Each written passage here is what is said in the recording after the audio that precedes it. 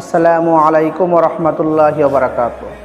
দেশ ও ইসলাম রক্ষার সময় এসেছে শক্ত হাত ও শক্ত কণ্ঠে রুখে দাঁড়াবার। প্রয়োজনীয় রাষ্ট্র সংস্কার ও গণহত্যার বিচার, সংখ্যানুপাতিক পিয়ার পদ্ধতিতে সুষ্ঠু নির্বাচন এবং দেশ ও ইসলাম বিরোধী সকল ষড়যন্ত্রের বিরুদ্ধে মুফতি সৈয়দ মোহাম্মদ রেজাউল করিম পীর সাহেব চরমোনাই ডাক দিয়েছেন দেশ ও জাতির সর্বস্তরের জনগণকে। 28 জুন 2025 শনিবার দুপুর 2 ঘটিকার সময় ঐতিহাসিক সুহরাওয়ার্দী উদ্যান, ঢাকা মহাসমাবেশে সভাপতিত্ব করবেন মুফতি সৈয়দ মোহাম্মদ রেজাউল করিম পীর সাহেব চরমোনাই, আমির ইসলামী আন্দোলন বাংলাদেশ।